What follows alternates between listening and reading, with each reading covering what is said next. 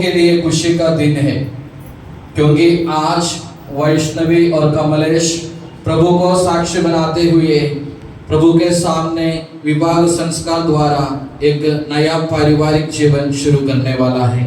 तो सबसे पहले आप सभी को इस शुभ दिन का हार्दिक शुभकामनाएं, प्रार्थनाएं और ईश्वर का आशीर्वाद तहे दिल से अदा करता हूँ। तो आज हम सब यहाँ इसलिए उपस्थित है कि आज एक नया जीवन शुरू करने वाला कमलेश और वैष्णवी के लिए प्रार्थना करने के लिए हम सब यहाँ उपस्थित है। तो विशेष रूप से कमलेश और वैष्णवी को प्रभु के पवित्र चरणों में रखें और आज विवाह संस्कार द्वारा उन लोग शुरू करने वाला उनके नए जीवन के लिए हम प्रभु के सामने प्रार्थना करेंगे और उनके जीवन में प्रभु का आशीर्वाद हमेशा रहने के लिए और लोग जो भी कार्य करते रहते हैं वो सभी कार्य सफल होने के लिए और सभी कार्यों में प्रभु उनके साथ रहते हुए उनको मदद करने के लिए विशेष रूप से आज के पूजा बलिदान में हम प्रार्थना करेंगे। स्मराति रात्र पावन पासकाची पाय दुमुनी शिष्य मित्रांचे जश केली आज्ञा प्रभु रायाने एकीने पावे बलिदान नवे।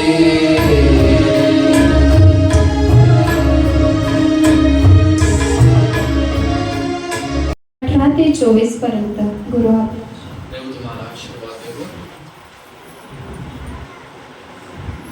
मग परमेश्वर देव बोलला, मनुष्य एकटा असावा हे बरे नाही, तर त्याच्यासाठी अनुरूप सहाय्यक मी करेन।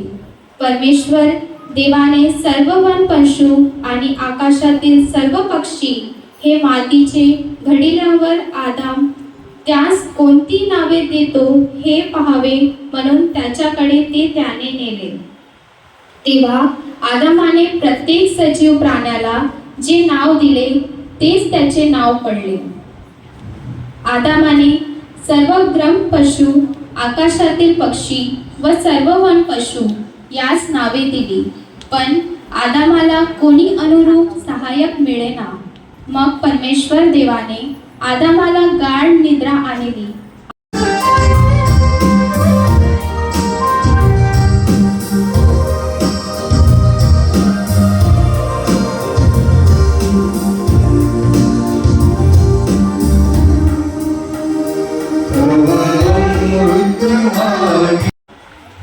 बंधुजनो, पेत्राचे पहिले पत्र यातून घेतलेले आजचे दुसरे वाचन, अध्याय 3 वचन 1 ते 7 पर्यंत। अध्याय 3 वचन 1 ते 7 पर्यंत। पती व पत्नी तसेच स्त्रियांनो, तुम्हीही आपापल्या पतीच्या अधीन असा, ह्यासाठी की कोणी वाचनाला अमान्य असेल तरी तुमचे बेडसप्रमाचे जे निर्मल वतन पाहून ते वचन वाचून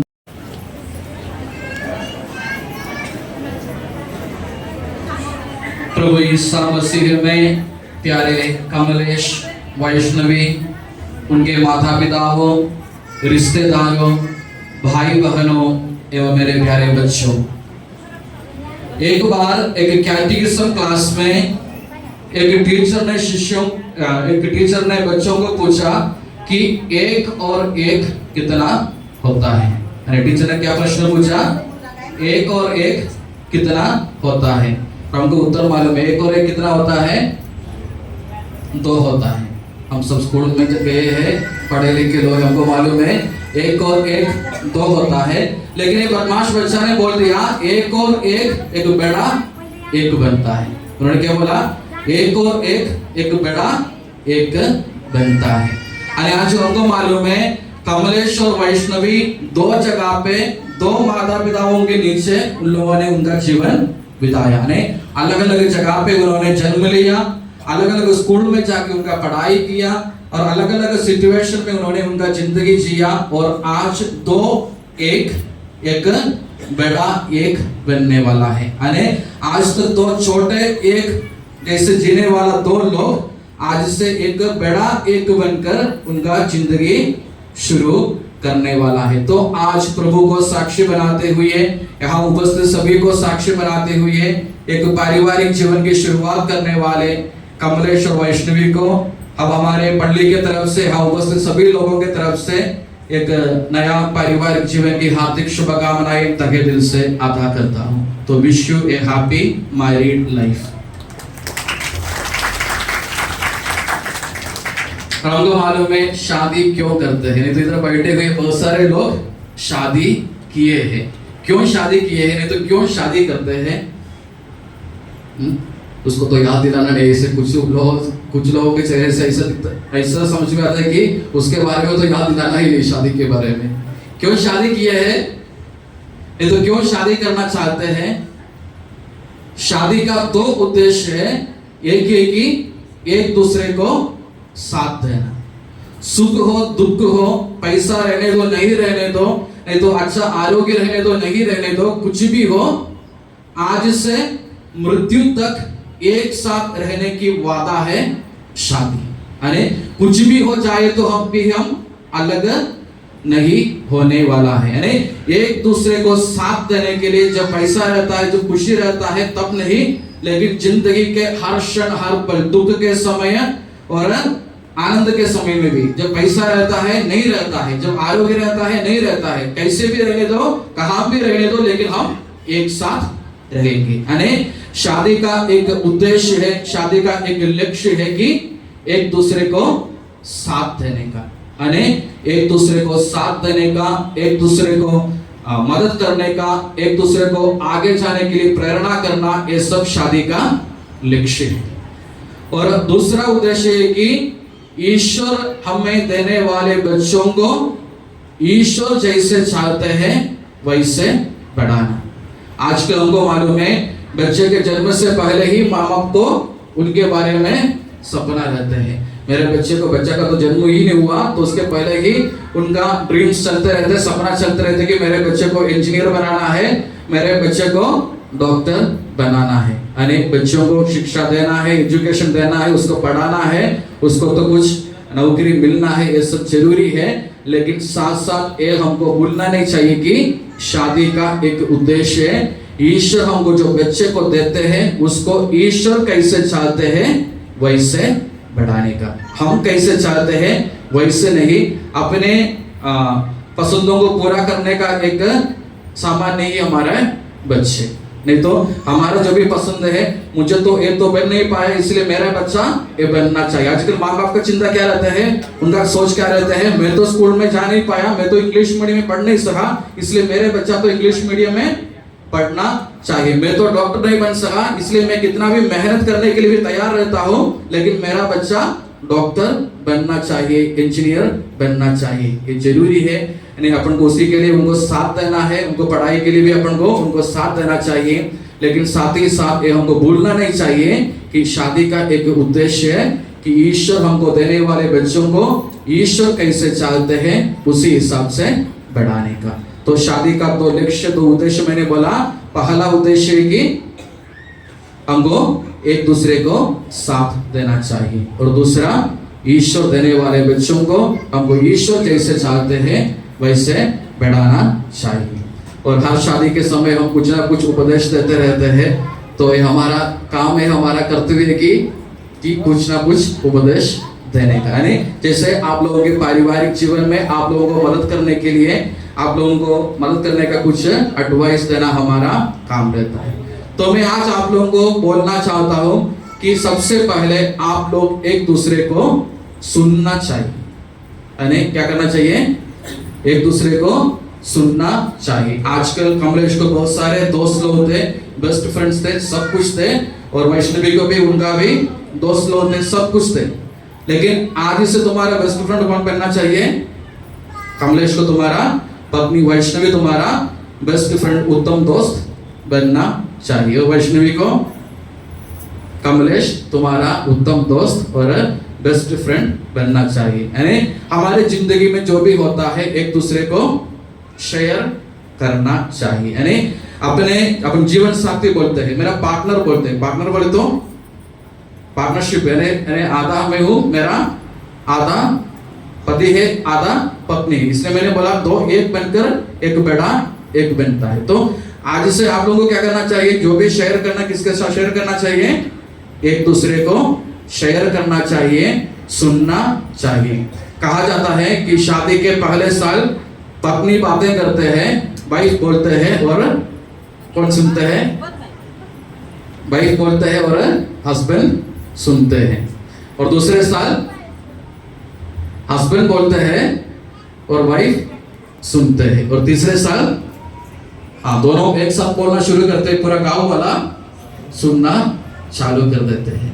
यानी ये ऐसा नहीं होना चाहिए, यानी हमको एक दूसरे को सुनना चाहिए। इसलिए हमको दो कान दिया है, एक मुंह दिया है कि हम जितना बोलते हैं उससे ज्यादा हमको सुनना चाहिए। लेकिन कान वहां है कि हमको पकड़ के देखना चाहिए कि कान है कि नहीं वहां, लेकिन मुंह तो हमेशा चलते ही रहते हैं। यानी हमको ज्यादा से ज्यादा क्या करना चाहिए, एक दूसरे को सुनना चाहिए। यानी हम एक दूसरे को सुनने वाला लोग बनना चाहिए। नहीं, हमारी जिंदगी में कुछ भी हो, दुख हो सुख हो, जो भी रहता है, कुछ भी करना है तो क्या करना चाहिए, हमको एक दूसरे के साथ शेयर करना चाहिए, सुनना चाहिए।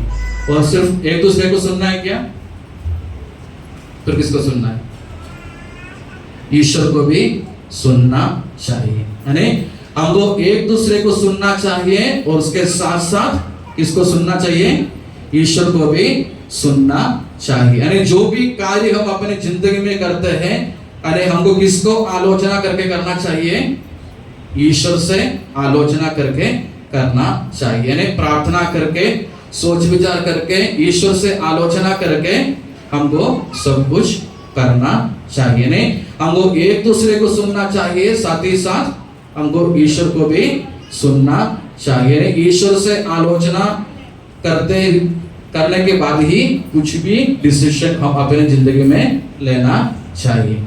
तो एक दूसरे को सुनना चाहिए और ईश्वर को भी सुनना चाहिए। नहीं, आप लोगों को भी मालूम होना चाहिए कि जैसे बिशप फुलटन सिंह ने कहा, शादी 3 लोगों के बीच में होता है, पति पत्नी और उनके बीच में ईश्वर का सानिध्य। यानी जब ईश्वर का सानिध्य हमारे बीच में रहता है तो हमारे पारिवारिक जीवन अच्छा हो जाते हैं, यानी हमारे पारिवारिक जीवन में हमें खुशी मिलते हैं। तो हमको सबसे पहले मुझे आप लोगों को बोलना चाहता हूँ कि हमको एक दूसरे को सुनने वाला लोग चाहिए। कुछ भी हो तो एक दूसरे को शेयर करना चाहिए। यानी आज से हमारा बेस्ट फ्रेंड, बेस्ट दोस्त, हमारा सब कुछ, हमारा पति नहीं तो पत्नी बनना चाहिए। उनको बोलने का अलावा हमको कुछ भी नहीं करना चाहिए। एक दूसरे से बातें करते, सुनकर, शेयर करके, आलोचना करके हमको कुछ भी करना चाहिए। यानी जो लोग ईश्वर से आलोचना करते हैं उनको हमेशा अच्छा ही होते हैं।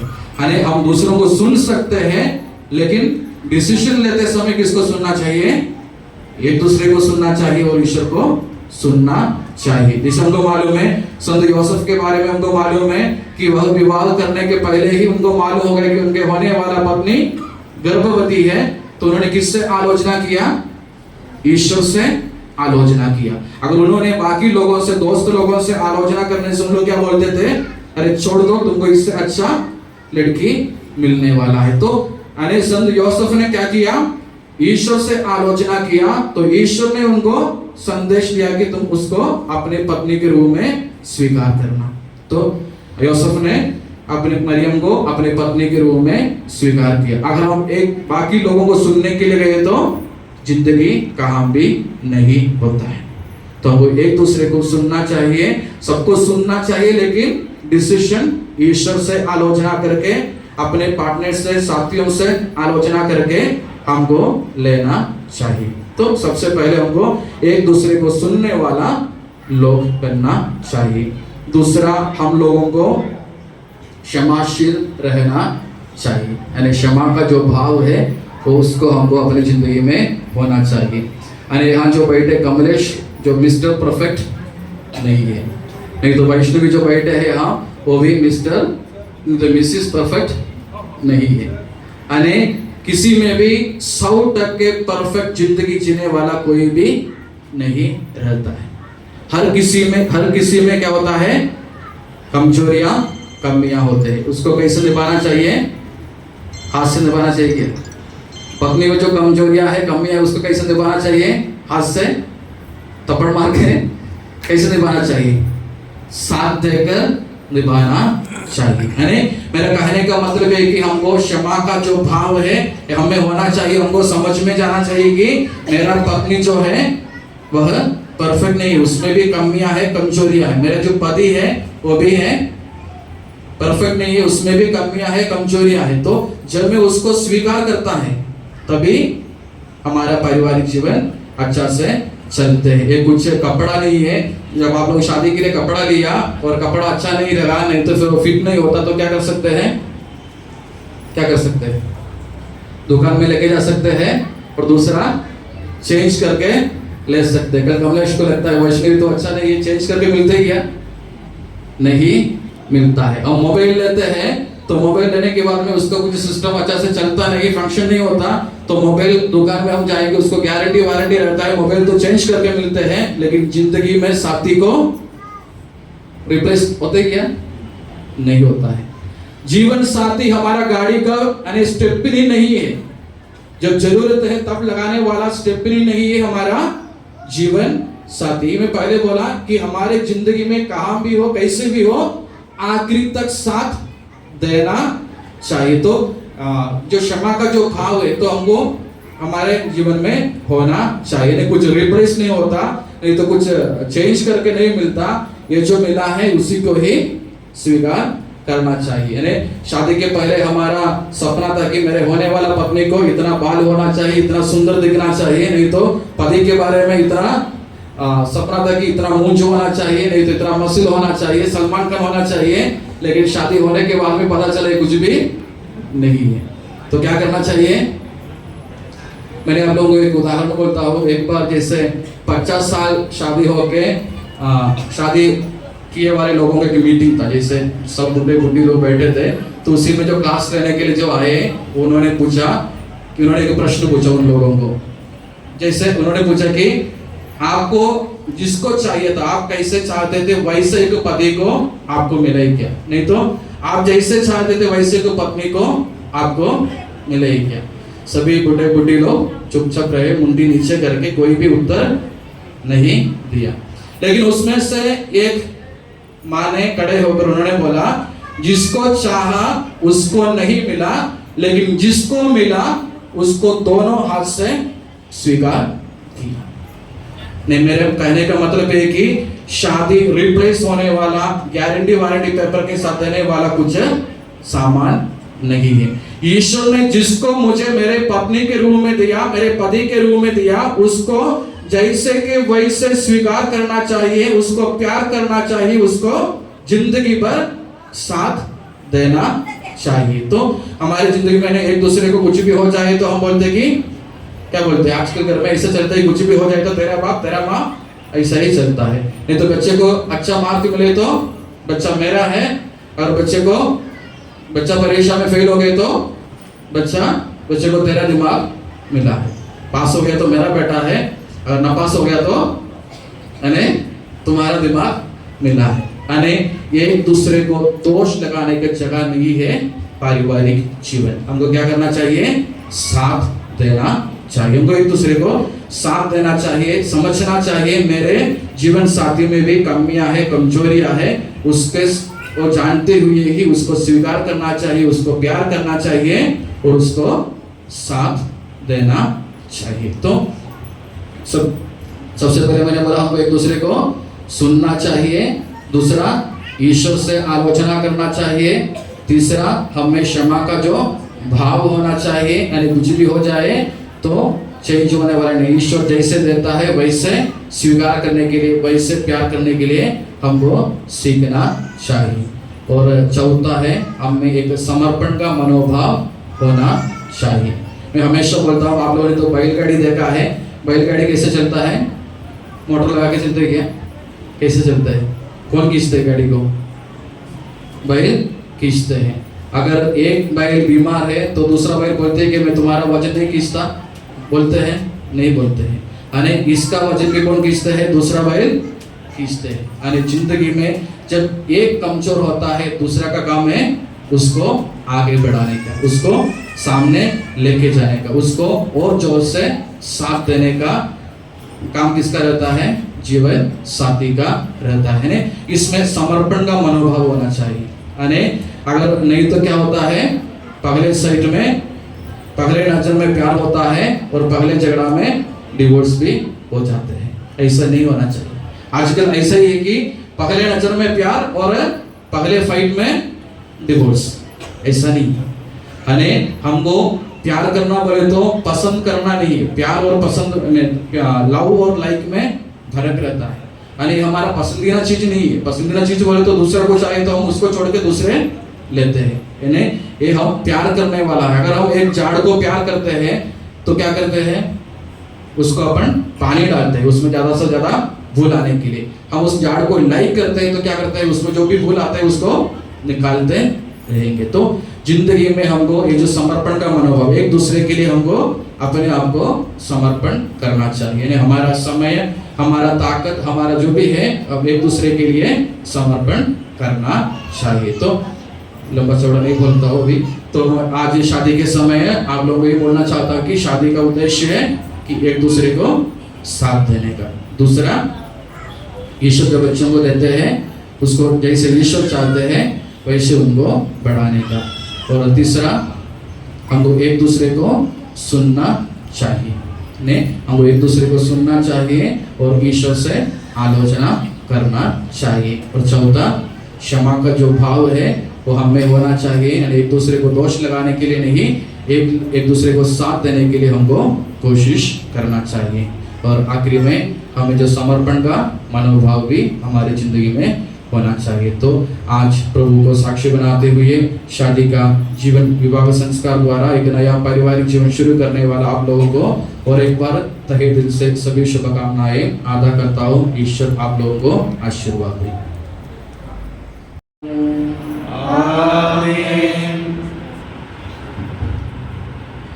हे प्रभू, मनुष्याला प्रथम स्त्री जोडीदार देऊन आशीर्वाद दिला। तुझ्या अनंत योजनेला आम्ही धन्यवाद देतो। तुझ्या या वधूवराला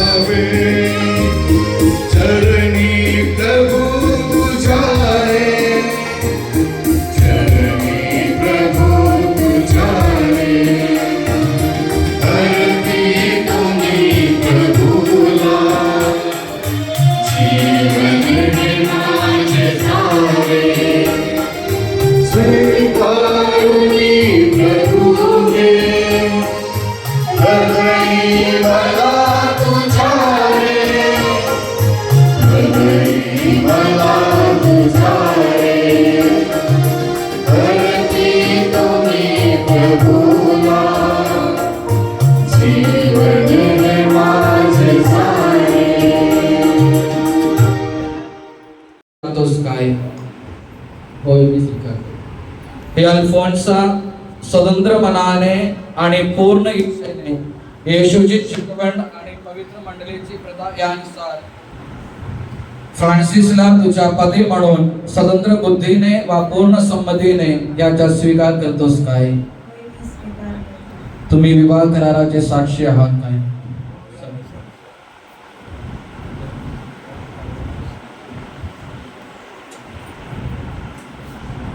विवाहाचे चिन्ह म्हणून तुम्ही तुमचे उजवे हात पुढे करून हात मिळवणी करूया.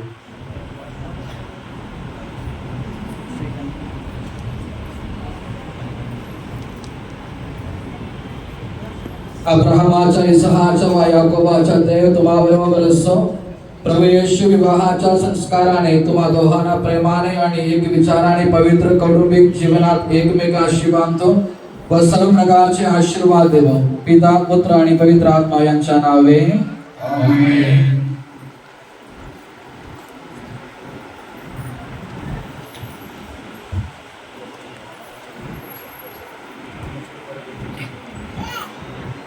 हे प्रभू, तू वधुस्तंभावरील मृत्यूने पवित्र मंडळीच्या तुझी वधू म्हणून स्वीकार केलास.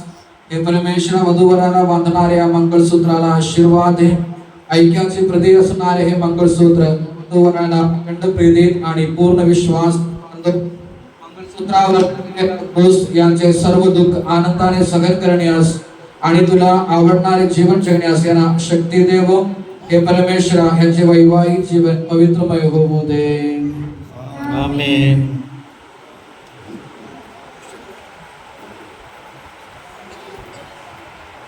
हे प्रभुदेव, या अंगठ्या वधूवरांचे परस्पर प्रेमाचे व ऐक्याचे चिन्ह आहेत. यांना आशीर्वाद दे. पिता, पुत्र आणि पवित्र आत्मा यांच्या नावे आमेन.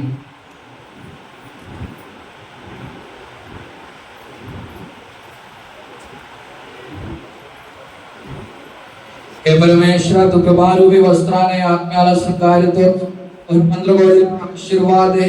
हे वधूवर समर्पण करून परस्पर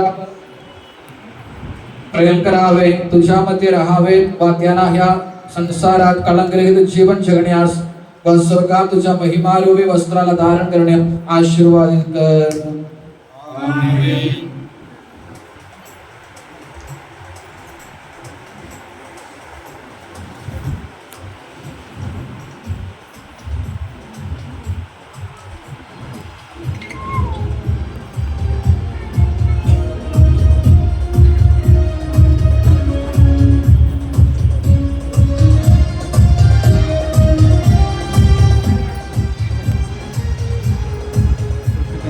मंगलमोहक मूर्धा मंगलकारी प्रभु प्रेमादि निज संतानावर वर्षा करितो सौभाग्याची. मंगलमोहक मूर्धा मंगलकारी प्रभु प्रेमादि निज संतानावर वर्षा करितो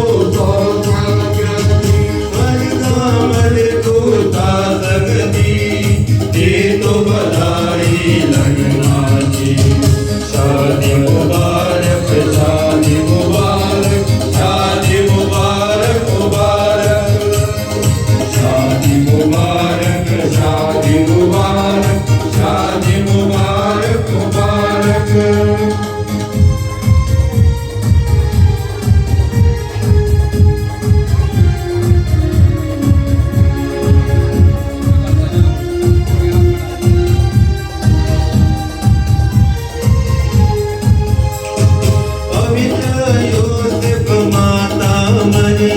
आपल्या येशूपुत्रा संतती कुटुंब परिवार वेदीमध्ये अर्पण करू मी जगतती. मंगलमोहक मूर्ता मंगलकारी प्रभु प्रेमाने निज संतानावर वर्षा करितो सौभाग्याची. मंगलकारी प्रभु प्रेमा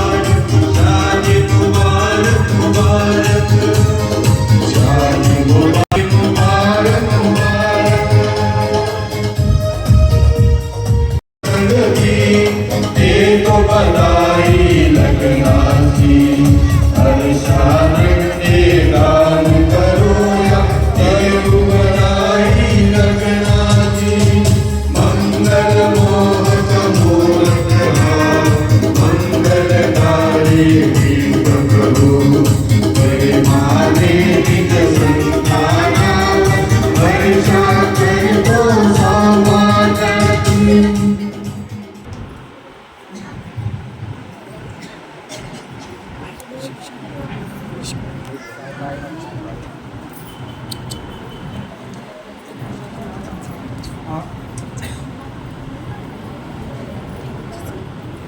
दुःखात संबंधित आणि दारिद्र्यात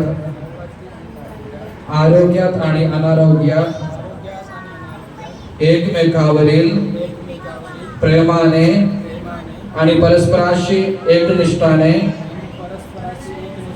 व एक चित्ताने राहणार असे आम्ही वचन देतो. या पवित्र गणकेस हे वचन पवित्र शास्त्राला साक्षी ठेवून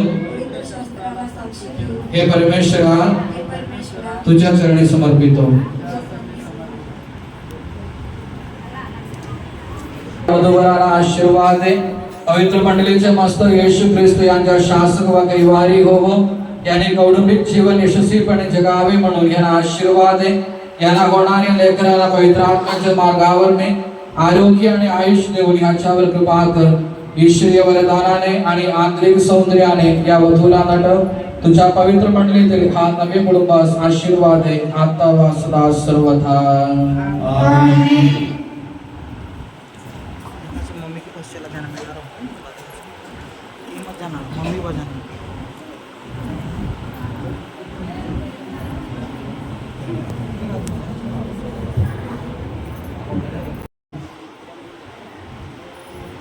हे प्रभो तुझ्या पवित्र आत्म्याचे आगमन हो.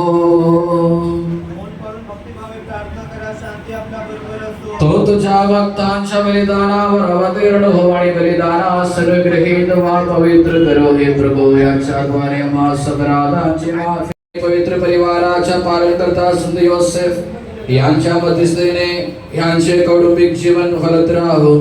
सर्व संतांची प्रार्थना जीवनाच्या मार्गात या सहायता देव. तुझ्या हे सर्वांच्या प्रभू सर्वथा. आमीन. हे परमेश्वरा तू धन्यवाद दयाळू आहेस. ज्याने अनंत प्रेरित मानवाला पुरुष आणि स्त्रीला असे निर्माण केले. तू त्यांना तुझ्या गंड सृष्टी कार्यात भागीदार बनवलेस. प्रभू तुम्हाला पवित्र विवाह संस्काराद्वारे पवित्र प्रेमात आणि पूर्ण समर्पणात ठेव. ख्रिस्ताचे शरीराचे अवयव व पवित्र आत्म्याचे मंत्र असलेले तुमचे शरीर पवित्र वा देवाला आवडेल असा जिवंत बळी म्हणून देवाला अर्पण करण्यास हा विवाह संस्कार तुम्हाला आशीर्वाद देव. मुळाबालांची देणगी देव प्रभू तुम्हाला आशीर्वाद करो. प्रार्थनेच्या ऐक्या तुमच्या कुटुंबाची प्रगती होवो. तुमचे जीवन प्रभू ऐश्वर्य संपन्न करो. तुमची आशा आणि स्वप्न प्रभू पूर्ण करो. गरजेच्या वेळी तुम्हाला मदत करणारे अनेक प्रामाणिक मित्र प्रभू तुम्हाला देव. स्वर्गीय मंडपात तुम्हाला त्याची स्तुती वंदना आणि धन्यवाद देण्यास तो तुम्हा समर्थ देव. प्रभू नवीन लग्न झालेल्या तुम्हाला आणि हा पवित्र विधीमध्ये भाग घेतलेल्या त्या सर्वांना आशीर्वाद देव आता नेहमी वा सर्वथा. आमीन.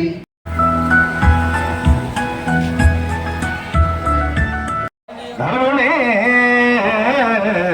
पुढा रीतती देशाच्या घटका तुला सतत ह्या प्रभुदेव साय आपला कुरिया सदा मंगलम शुभमंगलम सावधान. गेले पोरपलात जीवन सदा अल्लंट की दाविरोणे आले थोर जबाबदारी ही शिरी कर्तव्य शिरोमणी भाग्याचा करुपाट आज फुलला उल्हासती जीवने नाना सौख्य भरा फळा फलित व्हा कुर्यासरा मंगलम सुमंगलम सावधान बाळे आशय हा तुला सततता स्वीकारुनी हे मनी प्रेमाने जुळवी करास जडता ठेवू नको मनमनी राही तो वतनात बंध जवळी सामावली घेतया नेल पळतिरास तोच तुझला कुर्यासरा मंगलम शुभमंगलम सावधान घे दिदली अबला तुला मदतही कार्यासवे ठावया प्रेमाने जुळवी तयास जवळी घे गाठबा साधावया आले संकट जीवनी कितीतरी सोडू नको की तुला पाठीशी प्रभुदेव सहाय्य अपुला कुर्यासरा मंगलम शुभमंगलम सावधान. आज शेवटचा बनला असं काय भक्त गेले किती विश्वासेत मिळेल तारण तुम्हा श्रीकृष्ण भक्ती असती विश्वासात विरामता प्रभुपदी लाभेल शांती सदा.